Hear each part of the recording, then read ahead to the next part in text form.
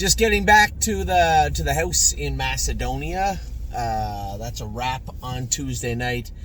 Somewhat what I thought would happen. Certainly not with Columbus. He's usually sure-footed. He was a little out of his element tonight. He was acting weird coming up to the gate, and usually when, I still think I brought him in the way that I wanted to.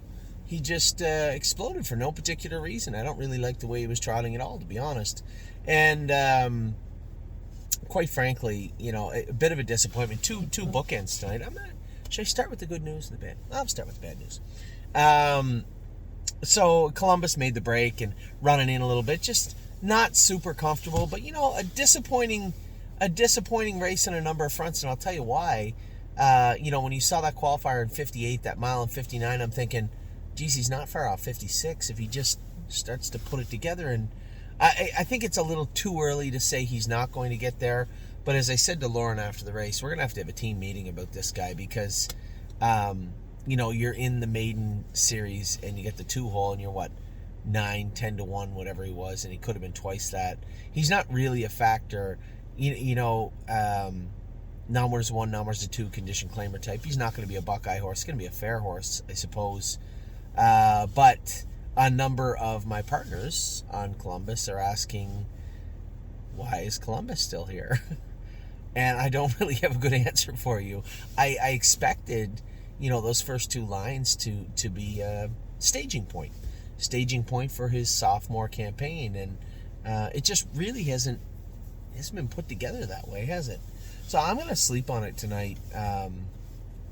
There's probably a chance that Columbus could be sold. I suppose he's going to do somebody some good. Somebody that just wants to race in the fairs and have that type of horse would be very interested in Columbus, I would imagine. I was even up to 7 days ago, but the break tonight kind of frustrated me. There was no need for that. There was zero pressure on that horse tonight. Bringing him into the gate nice and easy. There didn't seem to be a need for the break. But again, we'll see what tomorrow brings. But I would float it. I'll float the idea to everybody, especially since tomorrow is entry day for the preferred sale coming up in 6 days. I will float the idea out there that I think it's worth us having a little sleep on and thinking about it, what we're going to do with Columbus moving forward. Now, it's odd because a couple of the other horses that didn't train down, that weren't that good last year, you know who they were. We sold them. And I thought Columbus and One a Mission, I think One a Mission was always just a little bit above them. But Columbus, I really thought would have a better standing right now after those first 2 starts. But like I said, we'll see. We'll sleep on it and see what comes tomorrow. Now, What a Mission. I can tell you what, a totally different situation. Here's a horse that qualified hot in 56. First start, kind of got clipped a little bit, made a break. Didn't really need to make a break, but he most definitely get interfered with. His first start, then come back and won. Now I'm thinking to myself tonight, there's a lot of speed in here. I don't want to burn this horse up, and he's so hot. He's so hot sometimes. But he's eating good, and he's putting good weight on, so I don't want to see that. I don't want to see him regress, I guess is the best way to put it. I don't want to see any regression from What a Mission, and he was behaved tonight. He didn't have that wiry, crazy feel to him where he swept the field last week. That wasn't present. We had his ears plugged up really good tonight. I kept him in just a quiet spot the whole race, and I want to race every race and I want to win every race, but to win the majority of the races we're going to have with One a Mission, we're going to have to win him over. And tonight, I think, was one step of doing that. Really happy with his pop on the end of it. Really happy with the way he went about behaving himself in the mile. That was a first for him. People forget about how crazy he's been his whole life. All those breaks were all those X's actually masked what caused the X's, and that was just, he was a lunatic. And different from Columbus. Columbus wants to fight with you, and there's still that rudeness just entrenched in him. And I don't dislike Columbus. I just don't think he's as good as we need him to be. Whereas What a Mission is still pliable somewhat, still malleable. You can, tonight out of the 8-hole, when you got to let them sail up to that 8 post and they start coming up to the gate halfway down the lane, you start to get a little grabby, right? Not him. He did for a second, and he allowed me to take him back and sit sixth. I saw the favorite break, but I'm focused on our horse. I'm focused on his 2023 season. I think getting him excited tonight early on the mile could have been really detrimental for us. And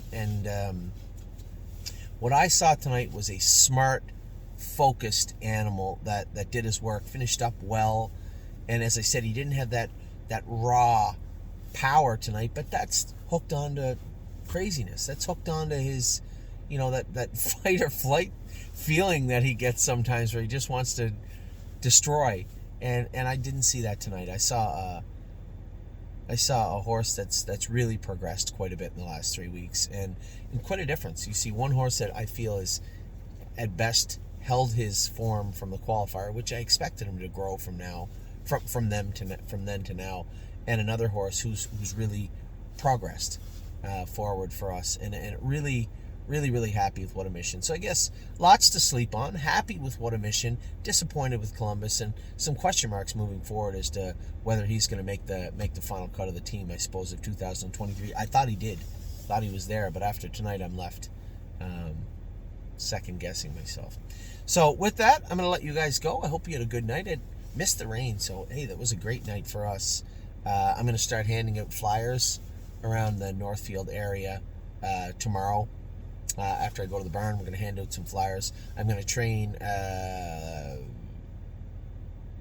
the fillies, Smoking Hot Irish Girl and Coupe de Ville tomorrow in the race bike, prep them for their Buckeye event coming up. And then I'm going to train the 2-2-year-olds. As I said, I'm going to train Prince Charmer tomorrow and Chirahola tomorrow, get them back on track. I'll give you a little report about how that went tomorrow morning.